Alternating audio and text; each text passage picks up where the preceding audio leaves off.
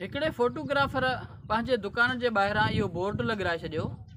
त जहिड़ा तव्हां आयो, जेकॾहिं तव्हांखे बिल्कुलु ओड़ो फ़ोटो कढाइणो आहे त उन जा सिर्फ़ु 20 रुपया, ऐं जहिड़ी तव्हांजी सोच आहे उन मुताबिक़ जेकॾहिं तव्हां फ़ोटो कढाइणु चाहियो था त उन जा 30 रुपया, ऐं जहिड़ो तव्हां माण्हुनि खे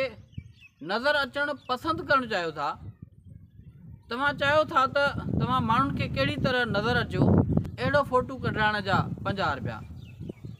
उहो फोटोग्राफर पंहिंजी ज़िंदगी पूरी करे जॾहिं ज़िंदगीअ जे आख़िरी मोड़ ते पहुतो, हुन इहो इंकिशाफ़ कयो त पूरी ज़िंदगीअ में हमेशह माण्हुनि 50 रुपए वारो फ़ोटो कढाइण खे पसंदि कयो। हुन जो चवणु इहो हुयो त माण्हू हमेशह धोखो ॾियण जी कोशिशि कनि था, माण्हू हमेशह पंहिंजो पाण खे माण्हुनि जे साम्हूं फेक पंहिंजी जेका उन्हनि जी लुकिंग आहे उहा पेश करण जी कोशिशि कनि था। हू कॾहिं बि इहो नथा चाहिनि त हुननि जी जेका पर्सनैलिटी, क्वालिटी ऐं क़ाबिलियत आहे, हुननि जी जेका रियलिटी आहे, उहा कंहिं बि सूरत में माण्हुनि जे साम्हूं पेश करण जी कोशिशि नथा कनि। पर हक़ीक़त इहा आहे त माण्हूअ जी जेका रियलिटी हुजे, जेको स्टेटस ऐं इमेज हुजे, जेका क़ाबिलियत ऐं मुहारत हुजे, उनखे ई पेश करे। बाक़ी हा, वक़्त जे गुज़रण सां,